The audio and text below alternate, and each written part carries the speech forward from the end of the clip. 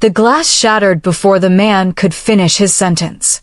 Please, Mr. Lott, you don't understand. This merger will ruin. Elvis Lott didn't blink. I understand perfectly, he said, his voice calm, almost bored. You built something valuable. I want it. Now it's mine. The man's hands trembled as security moved closer. You can't just take everything. Elvis leaned forward slightly, his eyes cold. I don't take everything, he said quietly.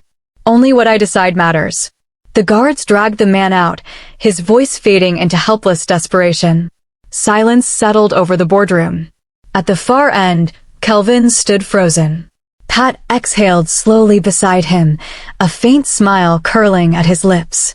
That, Pat whispered, is power. Kelvin didn't respond. If you enjoy intense, emotional stories like this, stories about power, betrayal, and dangerous love, go ahead and hit that subscribe button right now. Drop a like and tell me in the comments, what would you do if power was handed to you like this? Because what happens next only gets darker.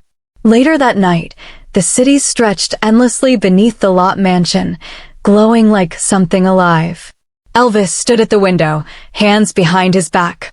Everything you see out there, he said, belongs to someone. And soon, it will belong to us.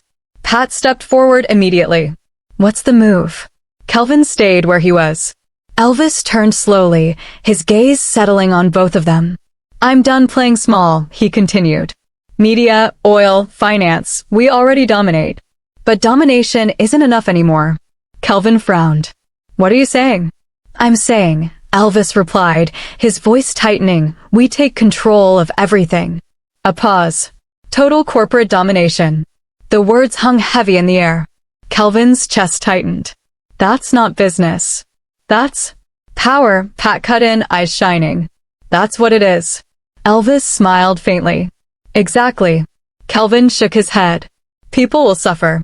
Elvis walked closer, stopping right in front of him. People always suffer, he said softly. The only question is, will it be you or them? Kelvin held his gaze, but said nothing. Pat stepped between them slightly. So, what do we do first? He asked. Elvis's expression hardened. You prove yourselves. Across the city, in a quiet, dimly lit office, another man watched the same skyline. Valet Bim. His face revealed nothing, but his eyes, they carried history. Loss. Patience. A screen flickered in front of him, news of Elvis Lott's latest acquisition. A small smile formed. So, he murmured, you're finally making your move. The door creaked open behind him. Dad. He turned. Jassy stood there, arms folded, watching him carefully. You've been in here all day, she said. What's going on? Valet studied her for a moment before replying. War, he said simply. She sighed. You've been saying that for years. And I've been preparing for years, he replied calmly. Jassy stepped closer. And when it happens? What then? His eyes darkened. Then, he said, the Lott family loses everything they took from us. She hesitated. Even if it costs everything? He didn't answer. That silence said enough. The next morning came fast. Kelvin barely slept. Pat, on the other hand, was already dressed, energized. Elvis is calling us in, Pat said, adjusting his cufflinks. First test. Kelvin rubbed his face. This isn't a game, Pat. Pat smirked. Everything is a game. You just don't know how to play. The boardroom felt colder this time. Elvis slid a file across the table. Westbridge Holdings, he said. I want it. Kelvin flipped it open. They're stable. Strong leadership. Why target them? Because they're in the way, Elvis replied. Pat leaned forward. What's the deadline? 3 days. Kelvin looked up sharply. That's impossible. Elvis's expression didn't change. Then fail. Pat chuckled softly. Or we don't. Kelvin looked between them, frustration building. There are legal ways to do this, he said. We can negotiate offer. Negotiate. Pat laughed. You still think this is about fairness? Kelvin's jaw tightened. It should be. Pat leaned in closer. That's why you'll lose. The difference in approach became obvious within hours. Kelvin sat across from Westbridge's CEO, speaking calmly. I'm not here to destroy what you've built, he said. There's a way we can work together. The CEO studied him carefully. You're not like your father. Kelvin exhaled. I'm trying not to be. Meanwhile, Pat sat in a dark office, a folder in front of him. The CEO's secrets. Financial inconsistencies. Personal scandals. Weaknesses. Pat tapped the file.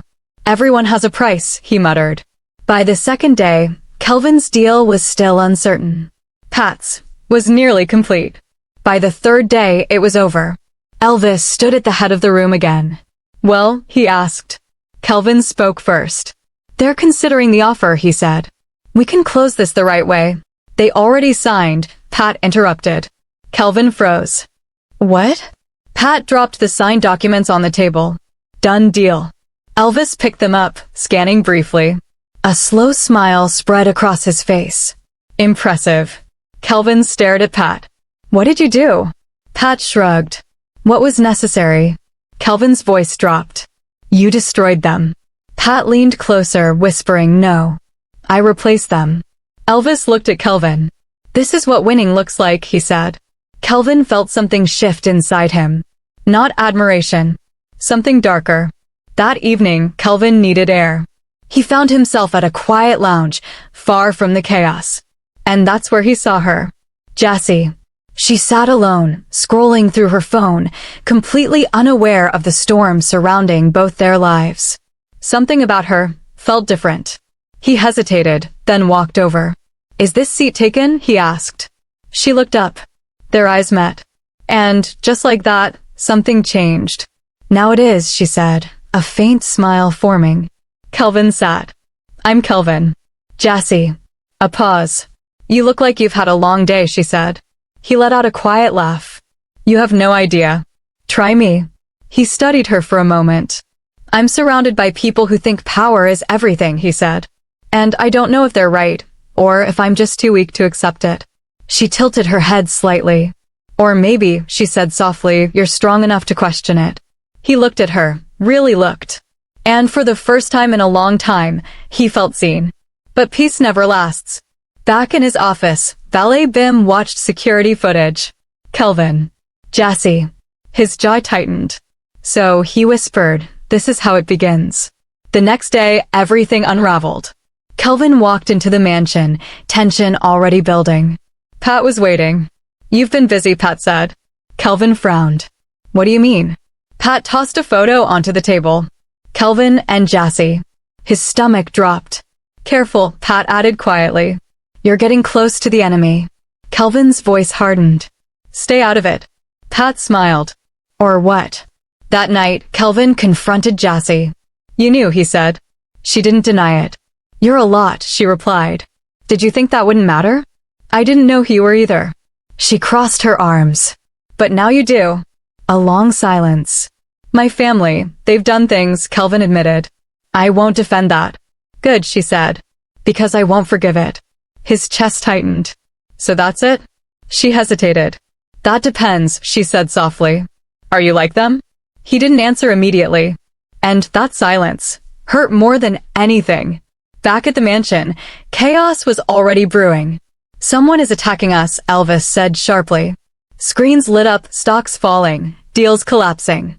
Pat's eyes narrowed. Valet Bim. Elvis's expression darkened. He finally stepped out. Kelvin stepped forward. We don't have to escalate this. Don't start, Pat snapped. This isn't just business anymore, Kelvin shot back. This is war. Elvis turned slowly. Exactly, he said. Valet Bim moved like a ghost. Precise. Calculated. Every move hit exactly where it hurt.